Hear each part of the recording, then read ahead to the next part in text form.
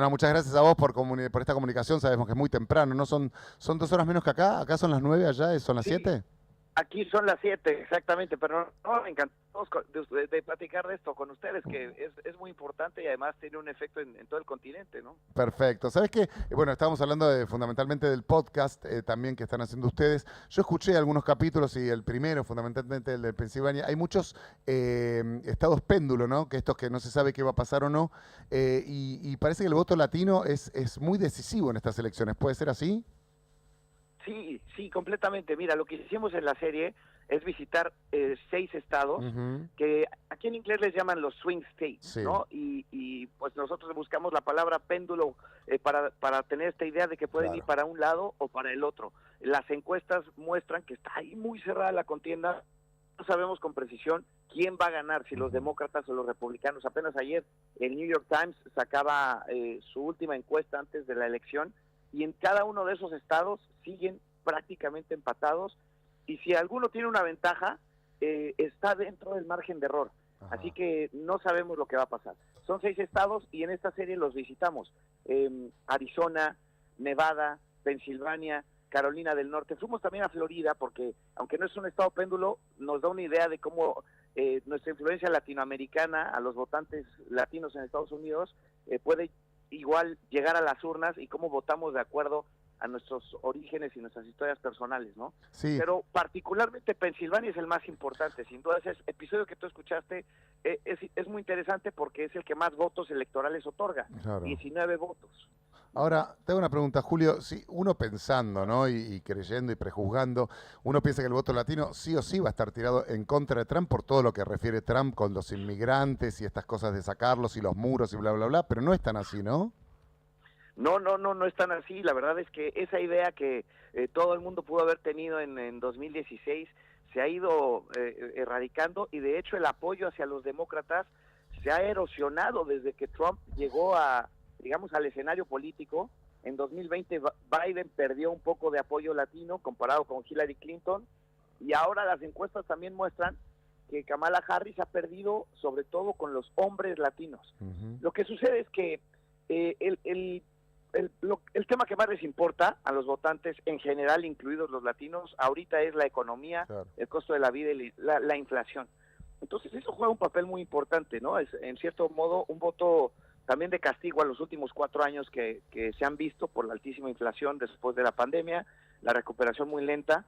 Y también hay que decir que muchos latinos cuando escuchan a Trump hablar así de los inmigrantes, del muro, de que contaminan la sangre del país, de que se comen a los perros y a los gatos, de que es una invasión. Cuando escuchan a Trump hablar así, muchos latinos no piensan que Trump está hablando de ellos, Claro, porque ellos, claro, eso es lo que más me viven, llama la atención a mí, ¿no? Que te escuché a vos y sí, también escuché a un compañero tuyo decir esto, que no se reconocen en lo que Trump está diciendo, ellos no piensan que les va a tocar a ellos, lo cual también es tremendo, porque muchas veces está hablando de familias que pueden ser desmembradas, porque capaz que la realidad de una misma familia no es igual en cada particularidad, ¿no?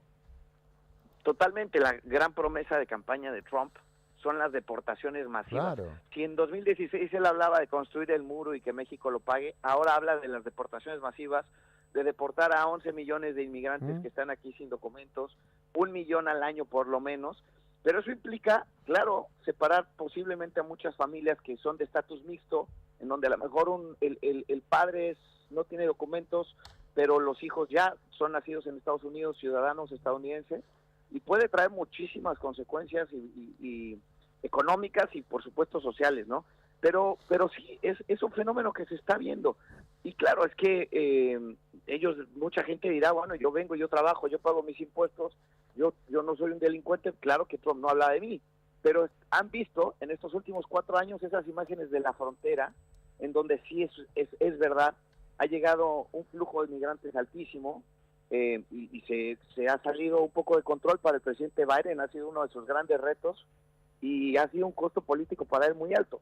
Cuando un votante ve esas imágenes y a la vez ve que no hay trabajo o que todo está muy caro o que las casas están muy caras, el discurso de Trump culpando y señalando a esos migrantes pues es muy atractivo para muchos votantes. Julio, Cecilia Diwan te saluda y en uno de los episodios de este podcast, El Péndulo, que tiene 6 capítulos y que se pueden escuchar en cualquier aplicación gratuitamente, hablan sobre la percepción que tienen los latinos también sobre Trump y también sobre Kamala Harris. Y vos entrevistaste en Telemundo a Kamala Harris y se plantea también en el podcast que los demócratas tuvieron que quizás hacerse más conservadores sobre la mirada que tienen los migrantes, Sí. ¿no? ¿Crees que este discurso de Trump tuvo que llevar a los demócratas a hacer un corrimiento de su mirada hacia el migrante? Sí, absolutamente. Es el discurso de Trump y también es la posición, el ánimo del país. Después de, como decimos, estos 4 años de Biden, Biden llegó en 2020 a la presidencia también con un discurso mucho más humanitario y mucho más a favor de la inmigración, como una respuesta a Trump, a los 4 años de Trump en el que hubo separación de familias en la frontera, en donde Trump separaba a los niños de sus padres cuando cruzaban sin documentos, y todo este discurso Biden lo quiso cambiar, llegó con mucha más apertura, y lo que siguió fue realmente una cantidad de migrantes intentando cruzar de forma irregular que se salió de control. Y ahora, en respuesta a esa crisis que hubo en la frontera estos 4 años, lo que estamos viendo es que los demócratas están teniendo que acercar más al discurso de Trump, porque ahí está el ánimo del país, en asegurar la frontera, en reducir y controlar esa inmigración. Y sí es muy interesante porque 4 años después de la pandemia, ya los demócratas no están hablando de esos inmigrantes que fueron llamados trabajadores esenciales en los campos de California, que recogían el cultivo cuando todo el país estaba detenido, o esos migrantes que entregaban los alimentos en Manhattan cuando la gente no quería salir de sus casas, o los trabajadores de la construcción, todos esos migrantes que antes los demócratas estaban queriendo apoyar con un alivio migratorio. Ese discurso ahora ya no está tan marcado, no hay detalles de cómo veríamos un alivio migratorio, y solo estamos escuchando mucho más sobre cómo asegurar la frontera y reducir la migración. Claro. En Florida hay más de 6 millones de latinos que están en juego su voto y hay una gran variedad de intereses políticos, ¿no? ¿Cómo Trump utiliza un poco esto que llevan los hispanos de sus países de orígenes en la mente en el momento que van a votar? Porque hasta Kamala Harris tuvo que explicar que ella era capitalista, ¿no? Sí, eso es algo que los republicanos han sabido hacer muy bien, es hablar de los demócratas como comunistas o socialistas, ¿no? Y bueno, en el sur de la Florida hay un voto cubano muy importante, muy conservador de hace muchos años, sobre todo de generaciones, tal vez las generaciones de ahora, los nuevos votantes no tanto, pero que sí, así lo creen, ¿no? Los demócratas son socialistas, cubanos, venezolanos, nicaragüenses que tienen una experiencia muy dolorosa con el socialismo, y que ven hacia los demócratas. Kamala Harris se describió en esa entrevista conmigo como una capitalista y quiso insistir en que el problema en esos países no solo es el socialismo, también son las dictaduras, ¿no? Claro. Y bueno, en América Latina también hay muchos ejemplos del caudillo, ¿no? De ese hombre fuerte que llega al poder y comienza a controlarlo todo. Y parece también que a mucha gente se siente atraída con ese aspecto como de masculinidad de Trump, ¿no?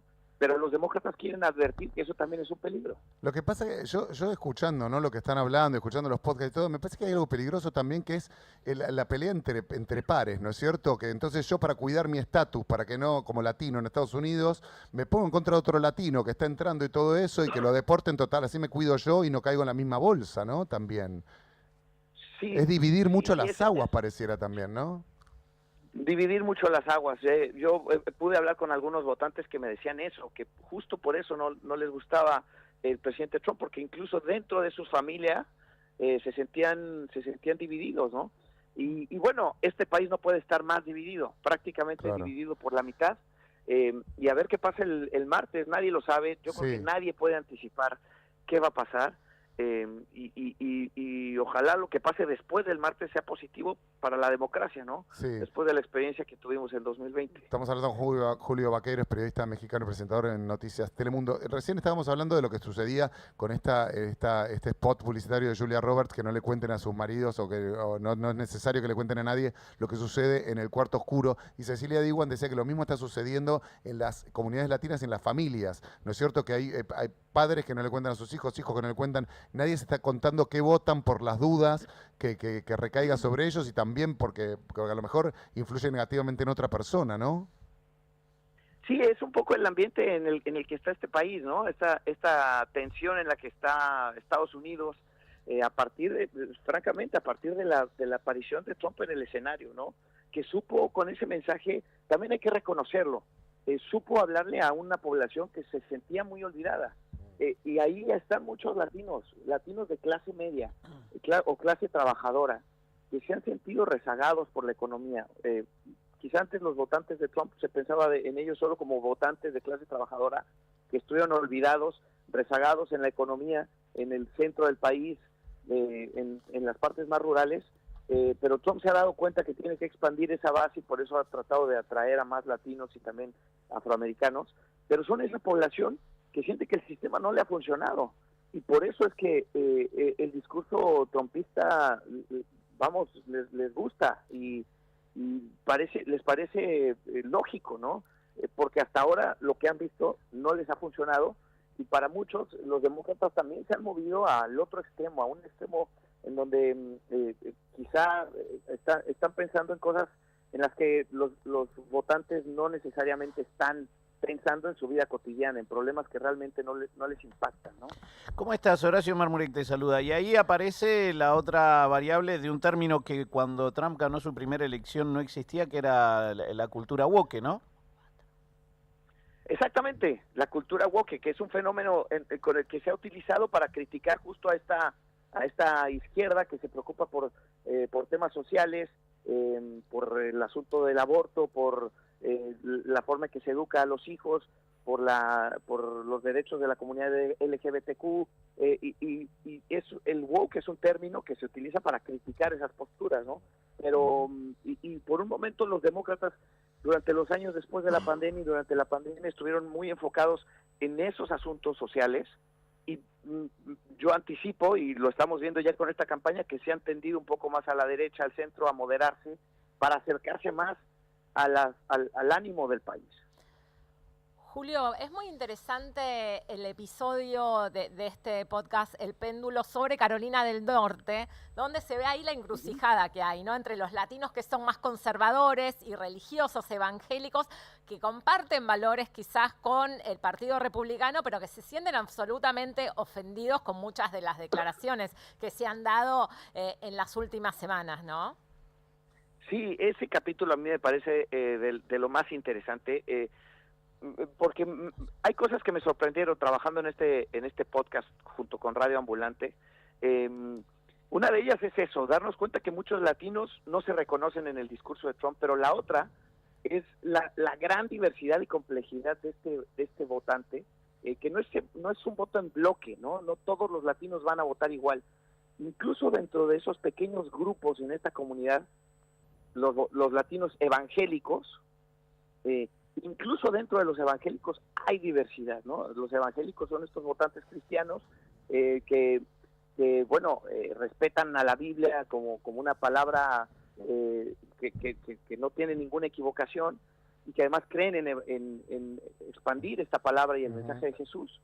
Pero generalmente pensamos en ellos como votantes muy conservadores, a los que se acercan a los republicanos por la defensa de la familia, la defensa de la vida, por estar en contra del aborto, pero me encontré con unos votantes evangélicos muy progresistas que más bien defienden al migrante porque dicen Jesús mismo era migrante y Jesús mismo hablaba de cuidarnos unos a los otros, ¿no?